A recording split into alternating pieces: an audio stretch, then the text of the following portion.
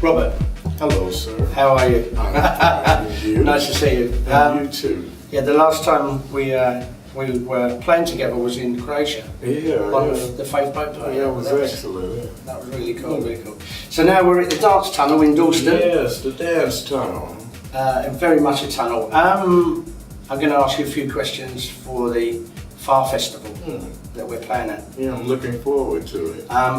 You know what? I played there last year and I was really, really impressed. I think calling it a festival is probably selling it a bit short. It's more like a crazy party in woods, you know? It's kind of, it's very, it's quite unique. Almost like a little family reunion kind of gathering. Yeah, I think so. So you live in London now? Yes, I've been living here in London, based here since probably 1990. Okay. And what sort of gigs are you playing now? God, I'm playing all over the place, anywhere from France to Germany. I think last week I did Watergate. I've done Chasseur a few times lately. I'm going back to Berlin on the 15th. Well, actually the 16th to do About Blank. I do Moscow on the 16th. Is the Tresor thing, was that for Tyree Cooper? I did Tyree, but then I did it maybe a month before that. Okay. With one of the DJs from Compost Records, because that's still my record label. Okay. And you play that crazy party, the Egg, every Tuesday. Tell me about that. The Paradox. I don't do it every Tuesday, right. But I'm booked in probably maybe every month and a half to do it. Yeah, so that's coming up on the 13th is the next one. They actually moved it from the Tuesday to the Thursday. But an amazing party, amazing group of people, and it's got that family-orientated vibe about it, so that's what I really So like a Tuesday night at the Egg, yeah. and they play techno and it's full? It's not techno, they play a fusion of different things, but it's still kind of like a underground vibe of dance music. It's some of the culture from like when they used to do socials here. Okay. So a lot of that group is just progressed into another place. So it's very Italian, the crowd. Yeah, lots of Italians. London Italians. Yeah, great. The first time I did it, they had a burlesque theme on, so you had the women around with the bustiers and the tassels and masks and all. Wow. They really go out for themes and stuff, so that's cool. Yeah, I mean, I never, to be honest with you, I know JB, one of the guys you were saying, but I didn't even know about this going on. Well, Which kind of just shows you that. The check. Exactly, and it shows you that there's still tons going on out there that most people don't even know about, really. Well, I think that's the special thing about London. It's constantly something always evolving here, and it's similar to Berlin to me, almost a 24-hour thing going on. You can always find something going on in London. Okay, so I've got a question for you. You lived across the hall to Larry Heard then? Yes. In an apartment block? Yeah. Sometimes he'd knock on the door and just wake me up and say, "Come check this out." And I come over with my little bag of words and we do something right there in the living room. So the very first track you did with it was... The first track was actually Mysteries of Love. I put a vocal on that, and then Can You Feel It? We used to do that live. But there was another track now. I was looking on the internet the other day and I can't remember what it was called. There was another track and it was almost like a kind of New York, it wasn't like a house record. It's like a New York... I wonder what it was, because the first two things I did was I did Mysteries of Love and a Path. Actually a Path, then Mysteries of Love. I think this is it. Yeah, and then the It at the same time. I did the It, which was Harold Dennis. Yeah. And this other guy Marv, and I did Donnie with them. So I did the two tracks at the same time. So how did you meet Larry? A friend of mine actually a protege, he brought Larry to one of the gigs and introduced us and said, "You gotta hear this stuff that he's doing." And so I think I went over Larry's house the next day and just listened to some of the things he had, and then just that same day sung some ideas to him, and he instantly put them down.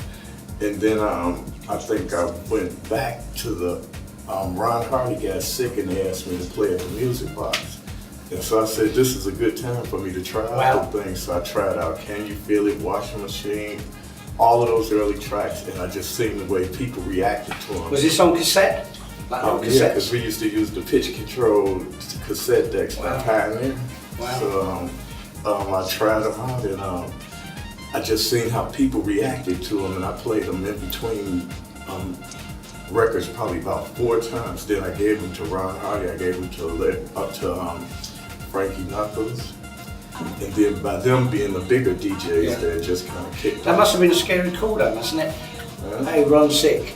Do you want to play at the music box? Well, that happened a couple of times. I've been actually back in the back of the club, just half drunk and wasted, and they said, Ryan can't play, you gotta come up here and play. And I'm like, you're joking.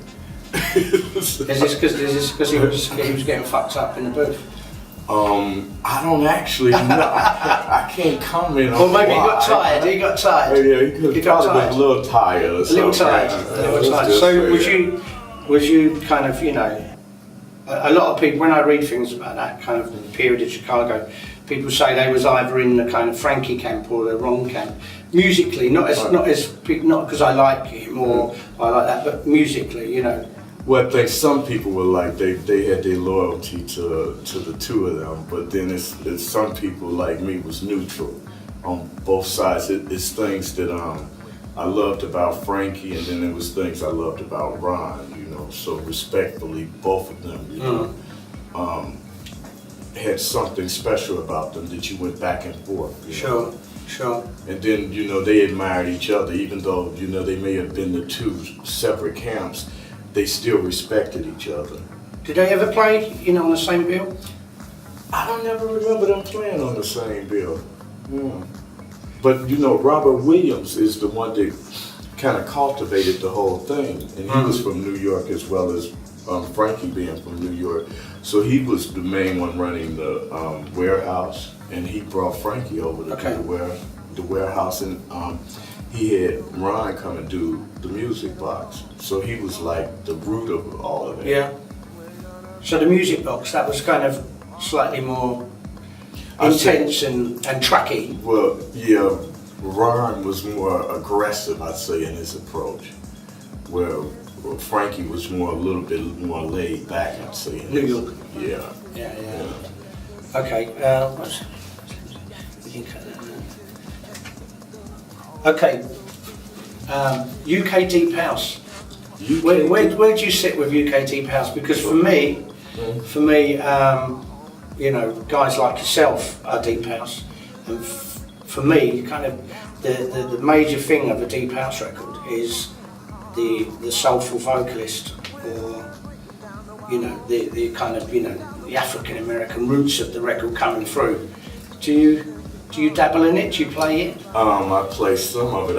I'd say with like any genres of music, you got to really sift through and find things that relate to things that you're already playing, that you feel like it smoothly fuses with what you're doing. And like today, I still have a really young audience, you know, everywhere I go. So I try to stay in touch with where they're at, but not go too far out of the boundaries, you know. So again, sifting through a lot of it, I found certain tracks that I think. Who do you like?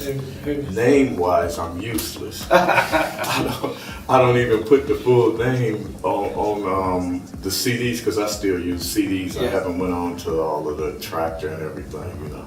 I still think with CDs, you're physically doing something. Yeah. You know, and vinyl is just too heavy to be transported, so that's why I do the CD. So I don't even put all the information on.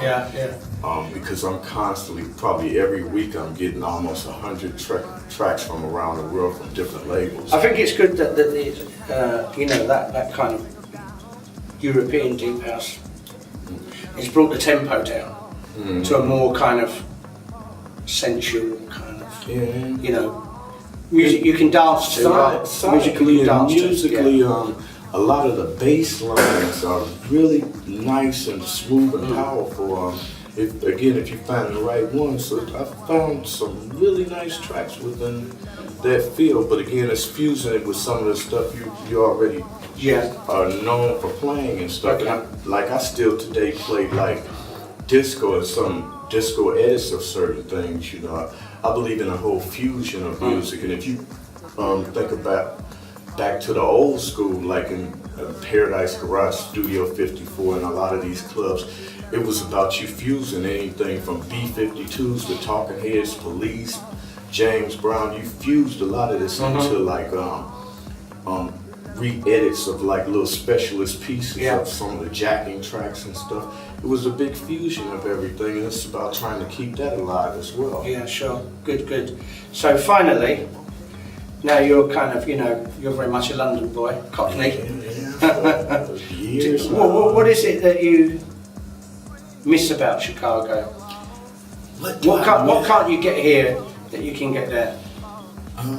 Well, we talked about ribs, so I have to go and check out one of these ribs. There's a lot. There's a, you know, a sweet potato cobbler, a rainbow pound cake. I ain't seen that yet. You know, so there's a lot of barbecue places opened up. Definitely. You told me Red Dog Saloon. I gotta check it out. And there's a place just around the corner from here called Rita's, where they do fried chicken and waffles. Yeah. do they do grits and biscuits? No, I think it's fried chicken and waffles, and you can have the maple syrup and then the hot sauce on top. Yeah. Okay, so I'll have to do some investigating there. Most of the time I'm out of town, probably every other week I'm flying somewhere around Europe. But apart from food, I mean, is there anything else that you kind of really miss? Probably some of the house guys I grew up with, just hearing them laugh and seeing them party and smile. But overall, I think I've been blessed to be here in London. It's a big melting pot of all kind of cultures, and I'm always learning new things about life and just people in general being based here. So it's been a blessing being here. Okay, thank you very much, and I'll see you at FARR. Yeah. Like this feeling, don't you waste this feeling. You can't make this feeling. Oh, baby, let it spark.